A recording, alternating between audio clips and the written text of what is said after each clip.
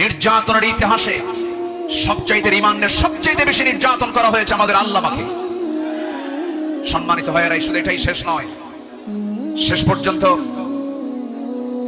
2023 সালের 13ই আগস্ট চিকিৎসার নাম করে সেই জায়গা থেকে, জেলখানা থেকে যারা বুড়ো হওয়ার পরও যারা জেনা করে তাদের কোনো ক্ষমা নাই, যারা দিন থেকে বের হয়ে যায় মুরতাদ তাদের কোনো ক্ষমা নাই।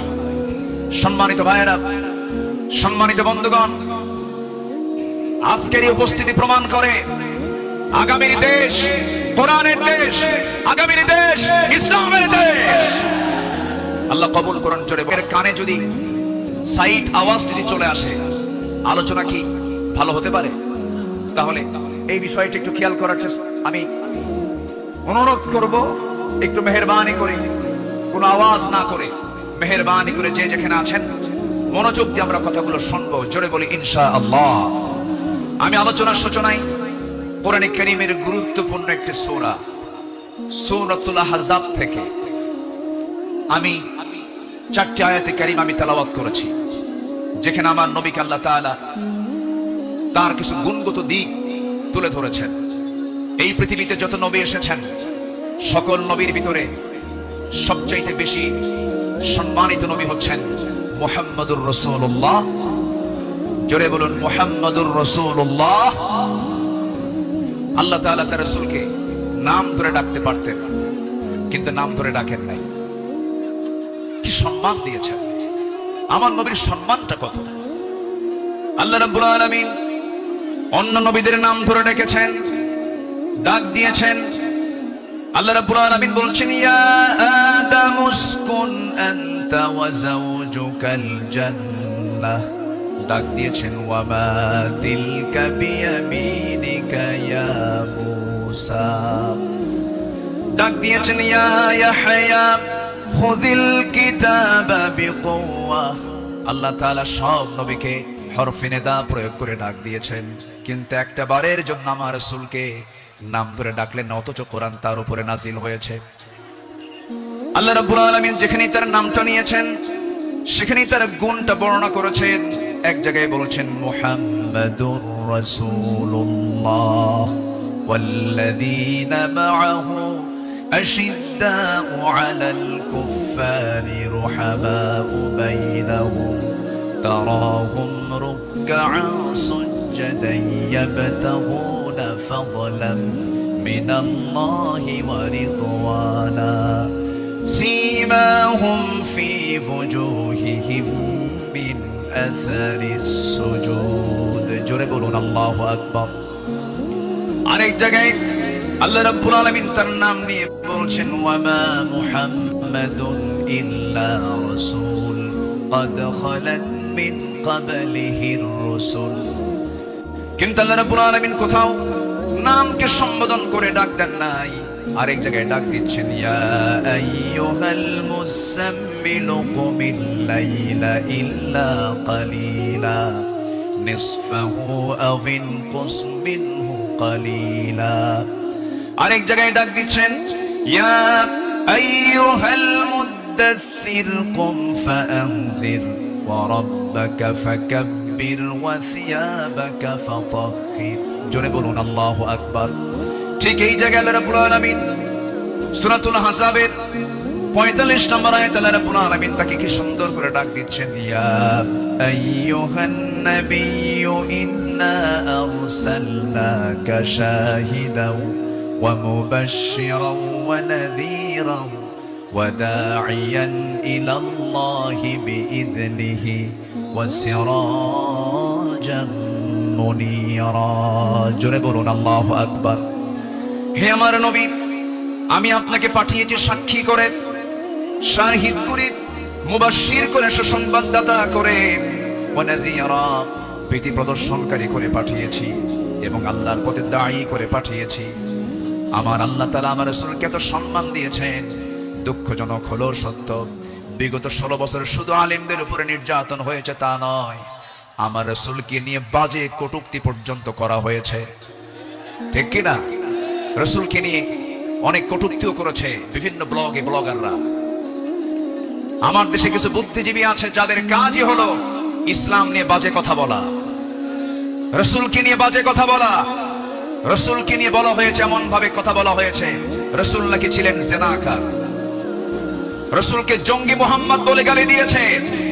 ওরা 16 বছর আমাদের তালিকা করেছে, আমরা এখন নাস্তিকদের তালিকা করতে চাই। কোন নাস্তিক কুলাঙ্গারের জন্য বাংলার জমিন আর হতে পারে না।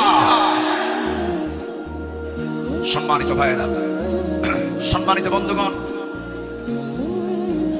আল্লামা সাঈদী ফাঁসির রায় দিয়ে এক কুলাঙ্গার বিচারপতি, কি নাম? হ্যাঁ, মানে হ্যাঁ, 2 বছর আগে, বছর 2 আগে আমার নামেও তালিকা করেছিল, 116 জন আলেমের তালিকা করেছিল।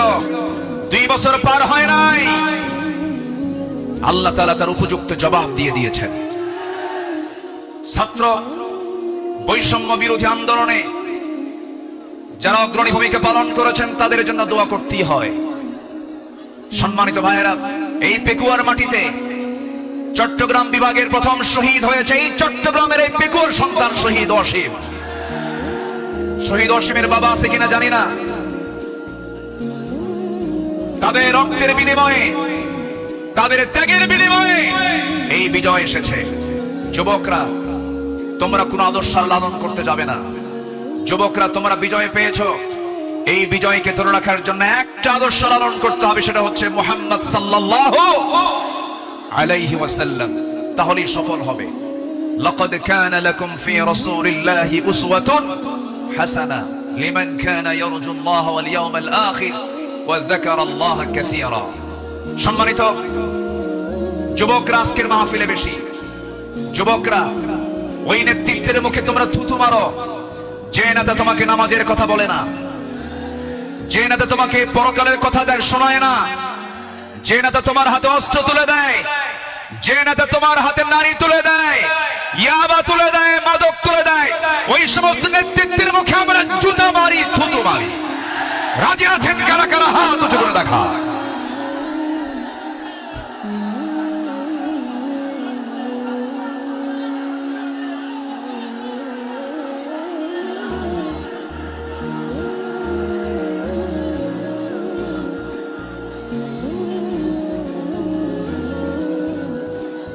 আল্লাহ কবুল করুন, জোরে বলি আল্লাহুম্মা আমিন।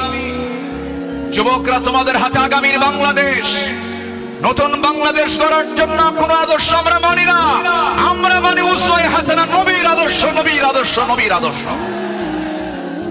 আল্লাহ কবুল করুন, জোরে বলে আমিন। প্রত্যেক মাহফিলে টাইম সিলেকশন থাকে না, আজকের মাহফিলে টাইম সিলেকশন আছে। আমাকে খুব অল্প সময়ের মধ্যে হয়তো আমাকে শেষ করতে হবে, এই জন্য আমাকে সামারাইজ করে, সংক্ষিপ্ত করে কিছু কথা বলতে হচ্ছে। সম্মানিত ভাইয়েরা, সম্মানিত বন্ধুগণ, এই মাহফিলের এই প্ল্যাটফর্মে 16 বছর যারা এই কাজ করেছেন তাদেরকে ভালোভাবে মাহফিল করতে দেওয়া হয়নি। আমি আব্দুল্লাহ আমিন, আমাকে কত জায়গা থেকে মাহফিলের এই প্ল্যাটফর্ম থেকে, এই চেয়ার থেকে কতবার ধরে নিয়ে যাওয়া হয়েছে, এটার হিসাব আমার নাই। সাতক্ষীরায় গেলাম, খুলনায় গেলাম, পাবনাতে, পাবনার দারুল আমান ট্রাস্ট, আল্লামা সাঈদীর শেষ মাহফিল ছিল 2010 সাল। এরপরে 2011, 12, 13, 14, এই কয়েক বছর মাহফিল কোনো মতো করতে পারছি। এরপরেই 2015 সালে সেই মাহফিল করতে গিয়ে আমাকে লক্ষ্য করে গুলি পর্যন্ত করা হয়েছে। সম্মানিত ভাইয়েরা, এরকম করে তারা চেয়েছিল এই আওয়াজকে বন্ধ করতে, কিন্তু না, কোরআনের আওয়াজ যারা বন্ধ করতে চেয়েছে তাদের আওয়াজই বন্ধ হয়ে গেছে। তারা কি আছে?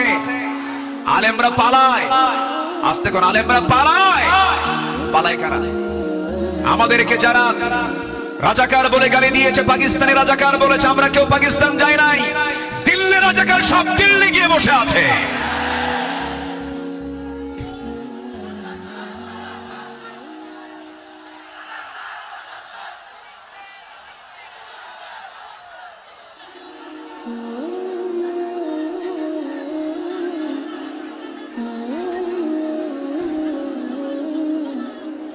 সম্মানিত হাজিরিন, সম্মানিত ভাইয়েরা, তাহলে আমাদের আদর্শ, আমাদের চেতনা, আমাদের মূল নেতা একজন, তিনি হচ্ছেন মুহাম্মাদুর রাসূলুল্লাহ। মুহাম্মাদুর রাসূলুল্লাহ। রাসূলকে আমরা মানবো এক জায়গায় না সব জায়গায়? আসতে বলবেন না, এক জায়গায় না সব জায়গায়? সব জায়গায়। রাসূলকে নামাজে মানবেন, রাসূলকে রোজায় মানবেন, রাসূলকে দাঁড়িতে মানবেন, রাসূলকে মিষ্টি খাওয়াতে মানবেন, রাসূলকে আপনি উহুদে মানবেন না, রক্ত ঝরাতে মানবেন না, দাঁত ভাঙবেন না, রাষ্ট্র পরিচালনায় রাসূলকে মানবেন না। আপনি উম্মত নন, আপনি ভণ্ড, আপনি প্রতারক। রাসূলকে সব জায়গায় মানতে হবে, তিনি আমার মডেল। আল্লাহ তাআলা আমাকে শুধুমাত্র সেই নেতৃত্বে মানতে দিয়েছেন, মানার জন্য অর্ডার দিয়েছেন, তিনি হচ্ছেন মুহাম্মদ সাল্লাল্লাহু। ঘটনা কি এখানে কি হয়েছে শোনা যায় না নাকি? কোনো সমস্যা, কোনো অসুবিধা নাই তো? বলি আলহামদুলিল্লাহ। কিন্তু এই সাইডটা কন্ট্রোল হচ্ছে না। নিজামি কোথায়? এই সাইডটা আওয়াজ হচ্ছে বারবার। মেহেরবানি কোনো কথা না বলি, মেহেরবানি করে এই সাইডটা একটু বন্ধ রাখুন, আওয়াজটা বন্ধ রাখুন। সম্মানিত ভাইয়েরা, সম্মানিত বন্ধুগণ, একটু আমার দিকে তাকান। সম্মানিত ভাইয়েরা, রাসূলুল্লাহর আদর্শ কেমন ছিল? আমার নবীজির চারিত্রিক সনদ পৃথিবীর কোন একাডেমি দেয়নি। আমার নবীজির চারিত্রিক সনদের সার্টিফিকেট দিয়েছেন স্বয়ং কে? আসতে বলবেন না, তিনি কে? আল্লাহ তাআলা। আল্লাহ রাব্বুল আলামিন তার শানে বলেছেন, ওয়া ইন্নাকা লাআলা খুলুকিন আযীম ফাসাতুবসিরু ওয়া ইউবসিরুন। আমার বন্ধুগণ, রাসূলকে যখন মক্কার কাফের মুশরিকরা নানাভাবে কটূক্তি করা শুরু করে দিল, কেউ বলল লেজ কাটা, কেউ বলল নির্বংশ, কেউ বলল নতুন ধর্মের প্রবর্তক, রাসূল কিনা আজে বাজে কথা যখন বলা শুরু হয়ে গেল, আমার নবীর শানে আল্লাহ রাব্বুল আলামিন সূরা কালাম নাযিল করে সব সুস্পষ্ট জানায় দিলেন, হে রাসূল, আপনাকে যে যা বলে বলুক, কোনো হতাশ হবেন না, কোনো চিন্তা করবেন না, আপনি হলেন সুমহান চরিত্রের অধিকারী। জোরে বলেন সুবহানাল্লাহ। রাসূলকে উপহার দিলেন সূরা কাউসার। যারা পারেন ঠোঁট মিলিয়ে বলুন, ইন্না আ'তাইনাকাল কাউসার ফাসাল্লি লিরাব্বিকা ওয়ানহার ইন্না শানিআকা হুয়াল আবতার। হে রাসূল, আমি আপনাকে হাউজে কাউসার দান করেছি, অতএব আপনি নামাজ পড়ুন, আপনি কুরবানি করুন। যারা বলবে লেজ কাটা, তারাই হলো প্রকৃত লেজ কাটা। আমাদেরকে কত গালি দিয়েছে। 2013 সালে আমার একটা মাহফিল রাজশাহীতে, আমাকে ওসি মহোদয় ফোন দিয়ে বলে, আপনি আসবেন না, আপনি রাজাকার। বললাম, আপনি আমাকে রাজাকার বলেন, আপনি কি আমাকে চিনেন? কি শুনেছি? বললাম, 1971 সালে তো আমার মায়েরই বিয়ে হয় নাই। 71 সালের ঘটনা, 1971 সালের ঘটনা। সাক্ষীর জন্ম হলো 76। সাক্ষীর জন্ম কি? 76। তাহলে এই সাক্ষী 71-এর ঘটনা দেখলো কেমনে? রুহের জগৎ থেকে দেখছে। এইরকম করে মিথ্যাচার করে তারা চালিয়েছিল 16 বছর। ফেরাউন পৃথিবীতে বেঁচে ছিল হলো 1600 বছর, এরা ছিল 16 বছর। সংখ্যার যে মিল হলো কেমনে বুঝলাম না। একটা সংখ্যার মিল আছে না? নাই। চরিত্রেরও মিল আছে। ফেরাউনের একটাই সমস্যা ছিল, সেটা হলো আমাকে ক্ষমতায় থাকতেই হবে, প্রয়োজনে আমার মানুষ দরকার নেই, মেরে শেষ করে দেবে। ইযাববিহুনা আবনাআকুম ওয়া ইস্তাহয়ুনা নিসাআকুম। ফেরাউন কি করেছিল? জীবিত মায়ের পেট চিরে ছেলে সন্তানগুলোকে হত্যা করেছিল। এই পৃথিবীতে হত্যা রাজনীতি, ক্ষমতাকে পাকাপোক্ত করার জন্য হত্যা রাজনীতি প্রথম শুরু করেছিল ফেরাউন। আর যারা পৃথিবীতে হত্যা রাজনীতি করে, তারা সবগুলো ফেরাউনের প্রেতাত্মা। ফেরাউনকে আমরা বিদায় জানিয়ে দিয়েছি। সেদিন এক মাহফিলে বললাম এই কথা, একজন সামনে দাঁড়ালো, হুজুর, ওটা ছিল পুরুষ ফেরাউন, আর আমাদের দেশেরটা ছিল হলো লেডিস ফেরাউন।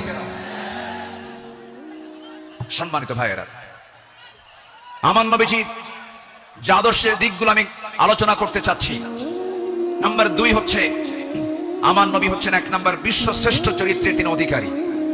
নাম্বার 2 হলো আমার নবীজির সালাত ছিল সবার চাইতে কম না বেশি? তিনি সেজদা দিয়েছেন কম না বেশি? সবচেয়ে বেশি সেজদা দিয়েছেন মুহাম্মাদুর রাসূলুল্লাহ। মুহাম্মাদুর রাসূলুল্লাহ তিনি বলেছেন, ওয়াজুইলা কুররাতু আইনি ফিস সালাহ, রাসূলের কাছে নামাজ ছিল হলো চক্ষু শীতলকারী। নাসাই শরীফের হাদিস। সম্মানিত ভাইয়েরা, আমার নবীজির নামাজ ছিল অনেক লম্বা। তিনি যখন নামাজে দাঁড়িয়ে পড়তেন, লম্বা সময় নিয়ে নামাজ পড়তেন। সেজদায় যখন যেতেন, তার চোখের পানি এত পড়তো যায় নামাজ ভিজে যেত। এবং তিনি যখন কাঁদতেন, হাদিস এসেছে তার কান্নাটার আওয়াজ এমন হতো, চুলার উপরে পানি গরম দিলে যেমন টকবকের একটা আওয়াজ হয়, আমার নবীজি যখন কাঁদতেন তখন টকবক করা পানির মতো আওয়াজ হতো আমার নবীজির মুখ থেকে। তিনি এত কাঁদতেন, অথচ তার জীবনের কোনো গুনাহ ছিল না। তিনি কাঁদতেন অঝরে ঝাড়ায়, সেজদায় পড়ে পড়ে ঘন্টার পরে ঘন্টা। কোন এক রাতের আধারে আমার নবীজি সেজদায় পড়ে কাঁদতেছেন, পাশে বসে আছেন আম্মা জান আয়েশা সিদ্দিকা রাদিয়াল্লাহু তাআলা আনহা। আমার নবীজি লম্বা সময় সেজদার মধ্যে পড়ে আছেন, তিনি সেজদা থেকে মাথা উঠান না। নবীজির কোনো আওয়াজ নাই, নবীজির কোনো শব্দ নাই। ঘন্টা পার হয়ে যায়, আম্মা জান আয়েশা মনে করছেন রাসূল বুঝি ইন্তেকাল করলেন কিনা। নবীজির গায়ে চিমটি কাটলেন, চিমটি কাটার সঙ্গে সঙ্গে তিনি নড়ে উঠলেন। সালাম ফেরা শেষ হলো। রাসূল বলছেন, আয়েশা তুমি আমাকে চিমটি কাটলে কেন? হুজুর আপনি নড়াচড়া করেন না, আমি আপনাকে চিমটি কেটে বুঝলাম আপনি জীবিত আছেন কিনা। রাসূল বলছেন, আয়েশা রে, কাল হাসরের ময়দানে আল্লাহ যদি আমাকেও পাকড়াও করেন, পার পাওয়ার আমারও কোনো উপায় থাকবে না, কিন্তু ইল্লা ইয়াতাগাম্মাদানা আল্লাহ, কিন্তু আল্লাহ পাক আমাকে রহমতের চাদর দিয়ে আমাকে আবৃত রাখবেন। জোরে বলি সুবহানাল্লাহ। নবীজি ছিলেন নাম্বার 3 সর্বশ্রেষ্ঠ সম পালনকারী। তিনি সারা জীবন প্রতি সোমবার এবং বৃহস্পতিবার তিনি সম পালন করতেন। আমার নবীজি তু'রাদুল আমালু ইয়াওমাল ইসনাইন ওয়াল খামিস ফাউহিব্বু আন ইউ'রাদা আমালি ওয়া আনা সাইম। আমার নবীজি সোমবার এবং বৃহস্পতিবার তার রোজা কখনো বাদ হতো না। শাবান মাসে সবচেয়ে বেশি দিনে রোজা পালন করেছেন। যুবকরা, যৌবনকে কন্ট্রোল করতে হবে। তোমার যৌবন নষ্ট করা যাবে না। তোমার চরিত্র সাইয়েদনা ইউসুফের মতো হতে হবে। আগামীর নেতৃত্ব দিতে গেলে বিবাহ পূর্ব কোনো অবৈধ রিলেশন করা যাবে না, নোংরামি করা যাবে না। কিছু যুবক আছে দেখতে পাবে, গার্লস স্কুলের সামনে যায় কিছু যুবক আছে ইতিমের মতো বসে থাকে। আছে না? কিছু আছে না? নাই? ইতিমের মতো বসে থাকে, বাপও নাই মাও নাই। না, তোমার এগুলো করা যাবে না। তোমার সামনে বহু কাজ পড়ে আছে। আলিয়া তোমাকে ডাকবে, লাইলি তোমাকে ডাকবে। সাইয়েদনা ইউসুফের চরিত্র নিয়ে, রাজুলুন ইযা দাআতহু ইমরাতান যাত হাসাবিন ওয়া জামালিন ইন্নী আখাফুল্লাহ। যখন তোমাকে কোন সুন্দরী নারী যখন প্রেমের প্রস্তাব দিবে, কুপ্রস্তাব দিবে, তুমি বলে ফেলবে আমি কাকে ভয় করি? আল্লাহকে ভয় করি। এই চরিত্র নিয়ে তোমাকে এগোতে হবে। তোমার যৌবনকে কন্ট্রোল করার জন্য যদি কষ্ট হয় তোমার খুব বেশি, প্রয়োজনে রোজা রেখে দেবে। বলেছেন মুহাম্মদ সাল্লাল্লাহু আলাইহি ওয়াসাল্লাম, চরিত্রকে ধ্বংস করা যাবে না। ইউরোপ আমেরিকার সবচাইতে বড় ষড়যন্ত্র হলো, ইউরোপ আমেরিকার সবচাইতে বড় ষড়যন্ত্র হলো মুসলিম সমাজকে উলঙ্গ করে ঘর থেকে বের করে দেওয়া। অ্যাটম বম যতটুকু না ক্ষতিকর, তার চাইতে বড় ক্ষতিকর হলো আমেরিকার হলিউড, ভারতের বলিউড। যুবকরা, ওই সমস্ত নোংরামি তোমার জীবনে আনা যাবে না। তোমার মাথার চুল থেকে শুরু করে নিয়ে পা পর্যন্ত প্রত্যেকটা জায়গায় থাকতে হবে নবীর আদর্শ। কিসের আদর্শ? নবীর আদর্শ। মাথার চুল ইদানিং দেখা যায় মাথার চুলগুলো কাটে কেমন করে জানি, দুই দিকে চুল নাই, পিছনেও চুল নাই, একেবারে চামড়া বের করা, মাথার উপরে গোল কইরা একদম নারিকেল জিনজিরা। আছে না নাই? আছে না নাই? একদম গোল করে রেখে দেয়। যখন বলা হয় এই ছেলে তুমি যে মাথার চুলটা এরকম করে রাখছো, এই মডেলটা পাইছো কোথায়? হুজুর বুঝবেন না। মেসি। তুমি কে? নেইমার। তুমি কে? কুত্তা। কারণ নেইমার মেসিরা তো কুত্তা নিয়ে শুয়ে থাকে, ঠিক কি না? ওরা কুকুর নিয়ে শুয়ে থাকে। তারা তোমার আদর্শ নয়। শার্টের সাইজ নাই, প্যান্টের সাইজ নাই, নতুন প্যান্ট কিনে আনে হাঁটু ফাটা। কি আমি কি ভুল বলতেছি? নতুন প্যান্ট কিনে আনে কি ফাটা? হাঁটু ফাটা, হাঁটুতে কাপড় নাই। ওই পোশাক পরে কি নামাজ হবে? আসতে বলো, ওই পোশাক পরে কি নামাজ হবে? হবে না। নামাজ হতে হলে আগে সতরটা ঢাকতে হবে। অনেকদিন আগে এক মসজিদে ঢুকলাম আমি, নামাজ শুরু করবো, ঢুকেই তো 2 রাকাত নামাজ। আমাদের দেশে বিভিন্ন মসজিদে লেখা থেকে লাল বাতি জ্বলাকালীন অবস্থায় নামাজ নিষেধ, এটা মানবেন না। আমার নবীজির সুন্নাহ যদি মানেন তাহলে মসজিদে ঢুকেই কয় রাকাত নামাজ পড়েছেন মুহাম্মদ সাল্লাল্লাহু আলাইহি ওয়াসাল্লাম। তো আমি ভিতরে ঢুকে নামাজ শুরু করবো, দেখি সামনে এক যুবক নামাজে দাঁড়াইছে এরকম একটা প্যান্ট আর শার্ট নিয়ে। তো ভাবলাম দেখি ওর নামাজটা আগে দেখি। রুকুতে যখন গেছে রুকুর ঠেলায় দেখি শার্ট উপরে প্যান্টটা নিচের দিকে, মাঝখানে ফাঁকা। তো ভাবলাম এই তো রুকুর হাল, সেজদায় যে কি হবে আল্লাহই জানে। সেজদায় যখন গেছে তখন দেখি প্যান্ট খুলে আন্ডার প্যান্ট বের হইছে। এই হলো পোশাকের হাল। এই জাতীয় কোন পোশাক যুবকরা পরবে না। তোমার সূরত এবং সিরাত হতে হবে নবীর আদর্শ উজ্জীবিত, নবীর আদর্শের মতো হতে হবে, নবীর আদর্শকে লালন করতে হবে। সম্মানিত ভাইরা, নাম্বার 4, আমার নবী ছিলেন অশেষ দানশীলতার শ্রেষ্ঠ একটা উদাহরণ। তিনি বেহিসাবি দান করতেন, কিচ্ছু রাখতেন না, সব দিয়ে দিতেন দিন প্রতিষ্ঠার সংগ্রামে। রাসূল যেদিন মারা যাবেন, আমার নবীজির ইন্তেকালের সময় হয়ে গেল, নবীজি দুনিয়া থেকে বিদায় নেবেন। আম্মা জান আয়েশার উরুর উপরে মাথা রেখেছেন। নবীজি যে কোনো মুহূর্তে দুনিয়া থেকে বিদায় নেবেন। এমন সময় বলছেন, আয়েশা রে, আমি মনে হয় দুনিয়া থেকে বিদায় নেব, আমার মনে হয় বিদায় লগনটা চলে আসছে, যে কোনো মুহূর্তে মালাকুল মউত চলে আসবে। দেখো তো আমার ঘরের মধ্যে কোনো কিছু আছে নাকি। গোটা ঘর তালাশ করে কয়েকটা স্বর্ণের টুকরা বের হলো। আমার নবীজি হাতের তালুতে নিয়ে বললেন, আয়েশা, এতটুকুন সম্পদ আমি রাখতে চাই না, এতটুকুন সম্পদ আমি ইকামতে দ্বীনের কাজে আমি দান করে দুনিয়া থেকে বিদায় হতে চাই। আমার নবীজি 2 হাতে দান করেছেন। নাম্বার 5 হলো পৃথিবীর সবচেয়ে শ্রেষ্ঠ সৎ প্রেম এবং সৎ নেই পরায়ণ স্বামী ছিলেন। আম্মা জান আয়েশা বলেন, রাসূল আমাকে এত পরিমাণ ভালোবেসেছেন। রাসূল বলেছেন, শরীর খাওয়ার যেমন শ্রেষ্ঠ, আমার স্ত্রী হলো সবার মধ্যে শ্রেষ্ঠ। আমি আয়েশাকে দারুণ ভালোবাসি। আমার নবীজি একজন আদর্শ স্বামী ছিলেন, শ্রেষ্ঠ স্বামী ছিলেন। আমার নবীজির চারিত্রিক গুণ নিয়ে যদি আমরা আলোচনা করতে যাই, গোটা রাতেও শেষ হবে না, কেউ কোনোদিন শেষও করতে পারবে না। কারণ তার চারিত্রিক সনদ আল্লাহ পাক নিজে দিয়েছেন। আর তার চরিত্র হলো কানা খুলুকুহুল কোরআন, তার চরিত্রই হলো কোরআনে কারীম। জোরে বলি সুবহানাল্লাহ। আমার নবীর নাম্বার 6, তিনি ছিলেন একজন অলংকারিত শ্রেষ্ঠ বাবা। এমন বাবা পৃথিবীতে আর খুঁজে পাওয়া যাবে না। রাসূল 4 মেয়ের বাপ ছিলেন। কয় মেয়ের বাপ ছিলেন বলেন? আস্তে কয় মেয়ের বাপ ছিলেন? আল্লাহ পাক আমাকেও আপনাদের দোয়ায় 4টা মেয়ের বাবা আমাকে বানিয়েছেন। এত আস্তে আলহামদুলিল্লাহ বললেন, বিয়ে কি আপনি দিবেন নাকি? এটা জোরে বলেন না আলহামদুলিল্লাহ। 4টা মেয়ের বাবা ছিলেন মুহাম্মদ সাল্লাল্লাহু আলাইহি ওয়াসাল্লাম। নবীজি মেয়েদেরকে বিয়ে দিয়েছেন।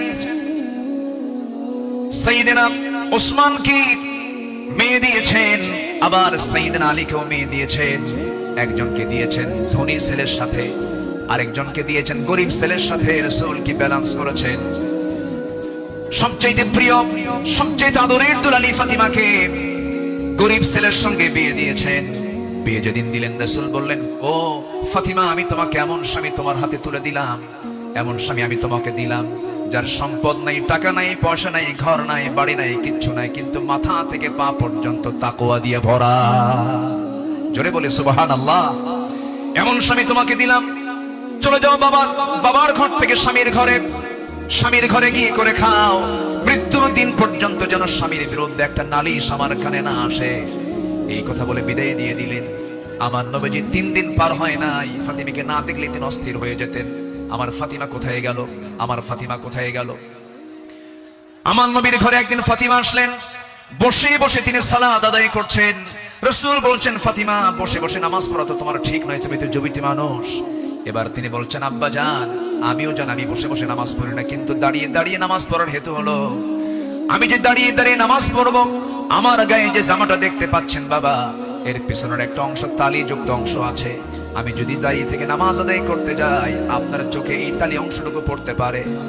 আপনি হয়তো আমার স্বামীর ব্যাপারে নেগেটিভ সেন্স আনতে পারেন, আরে আমার মেয়ে কালী কাপড়ে কষ্ট দেয়, আমার স্বামীর এতটুকু দুর্নাম প্রকাশ পেয়ে যাক, আমি এটা চাই নাই বলে আমি বসে বসে নামাজ আদায় করছি। জোরে বলি সুবহানাল্লাহ। এবং মেয়েকে বিয়ে দিয়ে বললেন, ও আমার মেয়ে ফাতিমা, স্বামীর ঘরে চলে যাও, মৃত্যুর দিন পর্যন্ত যেন স্বামীর বিরুদ্ধে একটা নালিশ যেন আমার কানে না আসে। সংসার করে খাও, বিয়ের পরে বাবার ঘরের চাইতে শ্রেষ্ঠ ঘর হলো স্বামীর ঘর, স্বামীর ঘরে করে খাও। কিন্তু আজকের বাপরা কি তা করে? আজকের বাপরা কি কয় জানেন? মেয়ে বিয়ে দিয়ে কয়, মা চলে যা স্বামীর ঘরে, যদি কিছু বলে শুধু ফোন দিবি, খাইয়া ফালাম। ঠিক আছে না? না, এই আচরণ করা ঠিক নয়। আমার নবীজি একদিন বসে আছেন, ফাতিমা রাদিয়াল্লাহু তাআলা আনহা তিনি তার আব্বার সঙ্গে দেখা করার জন্য আসছেন। এসে বলছেন, আব্বা আপনি হলেন রাষ্ট্রপ্রধান, আপনি যা বলবেন তাই হয়ে যাবে। আমি অভিযোগ নিয়ে আসি না, এই স্বামীর সঙ্গে পরামর্শ করে এসেছি। আমরা যে ঘরে থাকি ভাড়ার ঘর, মেঝেটা কাঁচা, গায়ে পায়ে কাপড়ের ময়লা লেগে যায়। আপনার দুইটা নাতি হাসান হোসেন, এদেরকে নিয়ে আমি সামলাতে পারি না। দেখুন তো একটা খাদেম নিযুক্ত করা যায় নাকি, একটা কাজের মানুষ নিযুক্ত করা যায় নাকি? আমার রাসূল বলছেন, ও আমার কলিজার টুকরা মেয়ে ফাতিমা, এদিকে আসো। তোমার বাবা তার নিজের কাপড় নিজে ধৌত করে, নিজের ঘর নিজে ঝাড় দেয়। তোমার পিতা কারো সাহায্য নেয় না তার ব্যক্তিগত কাজের ক্ষেত্রে। আমি চাই আমার মেয়ে ফাতিমা তুমি এমনই থেকে যাও, দুনিয়াটাকে বড় করার চেষ্টা করো না ফাতিমা। আমি তোমাকে একটা আমল শেখায় দিচ্ছি, তুমি যাও সে আমলটা করো। সুবহানাল্লাহ, আলহামদুলিল্লাহ, আল্লাহু আকবার 33 বার করে সকাল সন্ধ্যা পড়বে। আমার আল্লাহ তোমার সমস্ত কাজের জিম্মাদার হয়ে যাবেন। জোরে বলি সুবহানাল্লাহ। আমার বন্ধুগণ, নাম্বার 7 হলো রাষ্ট্রে প্রথম মসজিদ প্রতিষ্ঠা তিনি করেছেন, ইসলামী সংস্কৃতি প্রতিষ্ঠা করেছেন। নাম্বার 8 হলো বিশ্ববাসীর জন্য তিনি প্রেরিত কোরআনের প্রথম এবং শ্রেষ্ঠ প্রধান শিক্ষক তিনি। ইন্নামা বুইসতু মুআল্লিমান বুইসতু লিউতাম্মিমা মাকারিমাল আখলাক। রাসূল বলেন, আমি পৃথিবীতে প্রেরিত হয়েছি মানুষের চারিত্রিক মানকে তার চূড়ান্ত শিখরে পৌঁছে দেবার জন্য। জোরে বলি সুবহানাল্লাহ। নাম্বার 9 হলো যুদ্ধের ময়দানে তিনি ছিলেন অগ্রগামী, সাহসী একজন নেতা। বদর, উহুদ, খন্দক, এই সমস্ত যুদ্ধ তার প্রমাণ। প্রতিটা যুদ্ধে আমার নবী যে সবার পেছনে না সবার আগে, সবার পেছনে না সবার আগে, সবার আগে। সবচেয়ে মার খেয়েছেন উহুদের ময়দানে, সবচেয়ে বেশি রক্ত ঝরিয়েছেন মুহাম্মদুর রাসূলুল্লাহ, মুহাম্মদুর রাসূলুল্লাহ সাল্লাল্লাহু আলাইহি ওয়াসাল্লাম। নাম্বার 10, সময় তো অল্প, আমাকে সংক্ষিপ্ত করে বলতে হচ্ছে। নাম্বার 10, সর্বদা তওবার জন্য অস্থির চিত্তের অধিকারী, অস্থির মনের অধিকারী। সর্বদা তিনি তওবা করতেন এবং তিনি বলতেন, তুবু ইলাল্লাহ ফাইন্নী আতুবু ফিল ইয়াউমি 100 মাররা। ও আমার সাহাবীরা, তোমরা বেশি করে তওবা করো, আমি বিশ্বনবী সারা দিনে 100 বারেরও বেশি বার তওবা করি। আল্লাহু আকবার। এই আমলগুলো আল্লাহ পাক সবাইকে করার তৌফিক দান করুন। জোরে বলি আমিন। নাম্বার 11, এই পৃথিবীতে তিনি সবচেয়ে বড় যাকির ছিলেন, সবচেয়ে বেশি তিনি জিকির করানেওয়ালা ছিলেন মুহাম্মদ সাল্লাল্লাহু আলাইহি ওয়াসাল্লাম। তিনি বলেছেন, মান ক্বালা সুবহানাল্লাহ ওয়া বিহামদিহি ফি ইয়াউমিন 100 মাররাতিন হুত্তাত খাতায়াহু ওয়া ইন কানাত মিছলা যাবাদিল বাহর। অর্থাৎ যদি কেউ 100 বার সুবহানাল্লাহ ওয়া বিহামদিহি এটা যদি বলতে পারে, তাহলে সমুদ্রের ফেনা পরিমাণও যদি গুনাহ হয়, সেই গুনাহ আল্লাহ পাক তার জীবন থেকে সাফ করে দিবেন। রাসূল তার জিহ্বা সর্বক্ষণ কার জিকিরে ব্যস্ত থাকতো? আসতে বললেন, কার জিকিরে ব্যস্ত থাকতো? আল্লাহর জিকিরে। নাম্বার 12 হলো ধৈর্যশীলতার জীবন্ত উদাহরণ ছিলেন মুহাম্মদুর রাসূলুল্লাহ সাল্লাল্লাহু আলাইহি ওয়াসাল্লাম। ধৈর্য কাকে বলে, ধৈর্য কি, তার বাস্তব প্রমাণ হচ্ছেন মুহাম্মদ সাল্লাল্লাহু আলাইহি ওয়াসাল্লাম। মক্কায় 13টা বছর তিনি মার খেয়েছেন, কত নির্যাতন সহ্য করেছেন, কত অত্যাচার তিনি সহ্য করেছেন। মক্কায় 13 বছরের সাহাবা কেরামকে মেরে মেরে রক্তাক্ত করেছে। খাব্বাবকে মেরে জ্বলন্ত অঙ্গার পিঠের মধ্যে ঢুকে গেছে, চর্বি দিয়ে অঙ্গার নিভে গেছে। তবুও তাদের মুখ থেকে একবারের জন্য বাপ যায়নি, লা ইলাহা ইল্লাল্লাহ। কি ধৈর্যশীলতার তিনি পিরামিড ছিলেন, ধৈর্যের এক পিরামিড ছিলেন মুহাম্মদ সাল্লাল্লাহু আলাইহি ওয়াসাল্লাম। মক্কার মাটিতে নির্যাতন করা হয়েছে, সাহাবে কেরামদের উপরে অমানবিক পাশবিক অত্যাচার করা হয়েছে, কিন্তু এক চুল পরিমাণ তারা নড়েন নাই। বেলালের কথা কে না জানেন, সুমাইয়ার কথা কে না জানেন, ইয়াসার পরিবারের কথা কে না জানেন। এই সমস্ত সাহাবে কেরামের রক্তদানের মধ্য দিয়ে দিন কায়েম হয়েছে। সম্মানিত ভাইয়েরা, দিন কায়েমের জন্য যদি ধৈর্যের পরিচয় দিয়ে 13 বছর মক্কায় মার খেয়ে মদিনার 10 বছরে যদি সাহাবে কেরামের জীবন দিতে হয়, আমার নবীজির দান্দা মোবারক শহীদ করতে হয়, কোমর যদি হারাতে হয়, আমার নবীজির মাথা থেকে পা পর্যন্ত অসংখ্য আঘাতের চিহ্ন যদি বহন করতে হয় নবীজির জীবন থেকে, সেই দিন কায়েমের জন্য আগামীর বাংলাদেশ আমরা দিন প্রতিষ্ঠার জন্য যদি আমাদের রক্ত দিতে হয়, জীবন দিতে হয়, সেই নবীর পন্থায় কি জানমাল কোরবান দিতে রাজি আছেন? রাজি আছেন কারা কারা? হাত উঁচু করে আল্লাহকে সাক্ষী রেখে দেখায় দেন।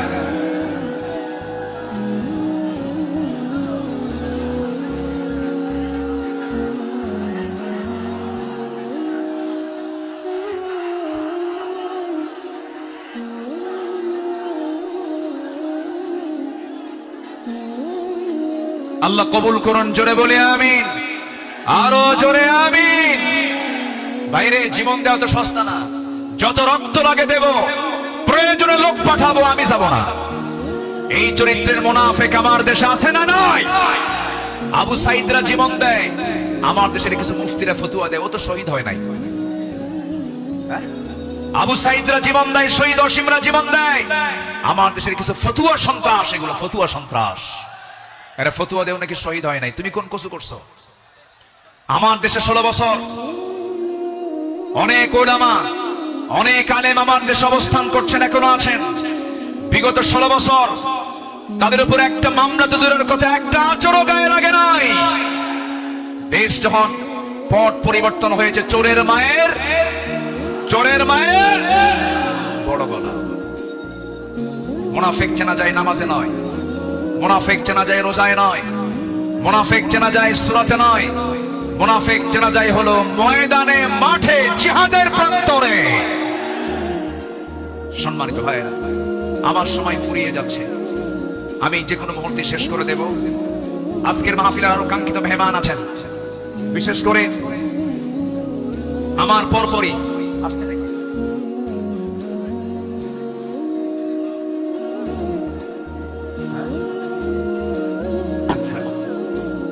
জি, বিশেষ করে এদেশের ইসলামী আন্দোলনের জীবন্ত শহীদ তালহা বিন ওবায়দুল্লাহ যোগ্য উত্তরসূরি ডক্টর শফিকুল ইসলাম মাসুদ হাফিজাহুল্লাহ, তিনি অল্প সময়ের মধ্যে আমাদের মাঝে আসবেন। জোরে বলি ইনশাআল্লাহ, জোরে বলি ইনশাআল্লাহ।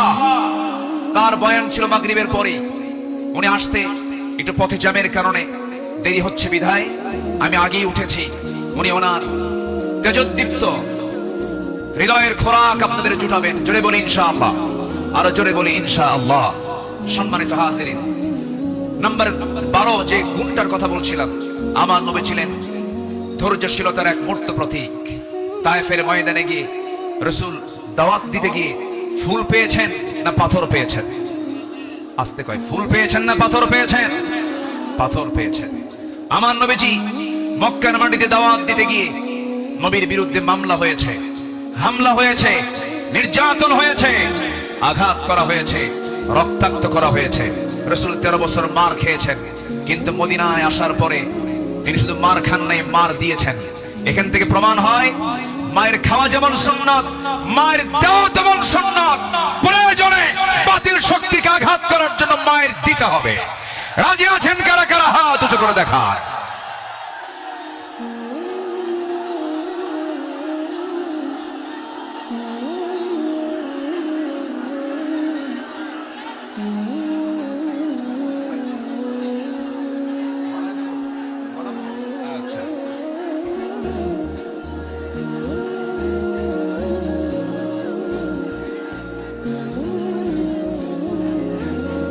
যে আমি তো দাঁড়াতে বলিনি, ভাই আপনি দাঁড়িয়ে আছেন, আরেক ভাইয়ের কষ্ট হচ্ছে। একজন দাঁড়িয়ে আছেন, আরেক ভাইয়ের কষ্ট হচ্ছে, আপনি কি কষ্ট দিতে চান? এই মুহূর্তে বসুন। আমি জানি আপনি দাঁড়িয়েছেন কেন, কোমর লেগে গেছিল। আর কতক্ষণ থাকা যায়? প্রচন্ড ধৈর্যশীলতার পরিচয় দিচ্ছেন আপনারা। এদিকে আমার আলোচনা চলতেছে, 12 নম্বর হলো ধৈর্যশীলতা। ধৈর্য ধারণ করার শক্তি দাও গো মেহেরবান আমায়, দাও গো মেহেরবান। ধৈর্য ধারণ করার শক্তি দাও গো মেহেরবান আমায়, দাও গো মেহেরবান।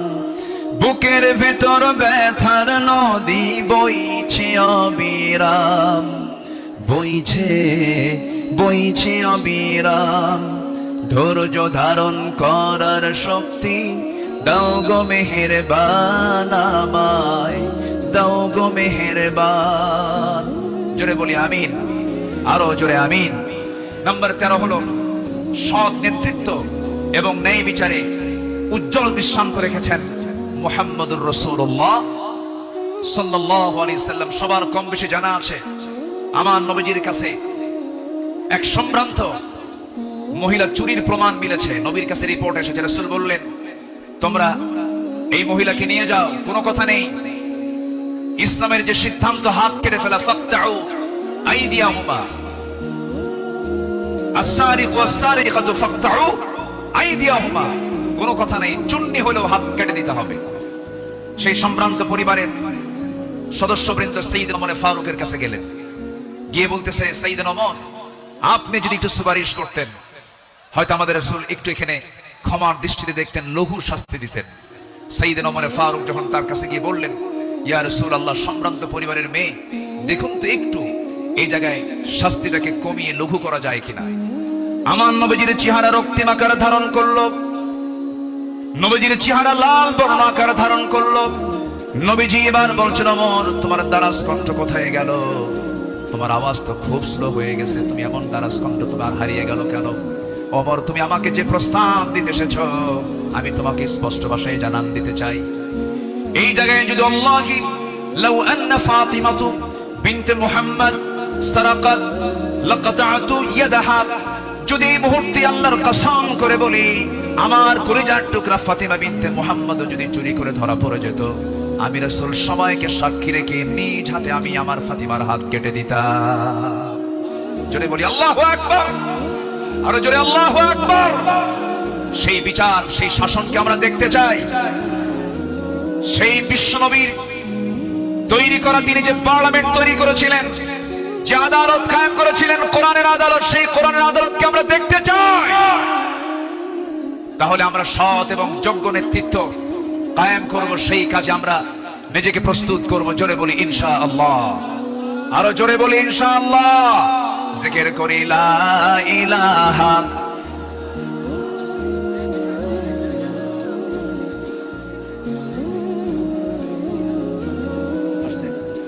আরো জোরে লা ইলাহা, আরো জোরে সুবহানাল্লাহ ওয়ালহামদুলিল্লাহ,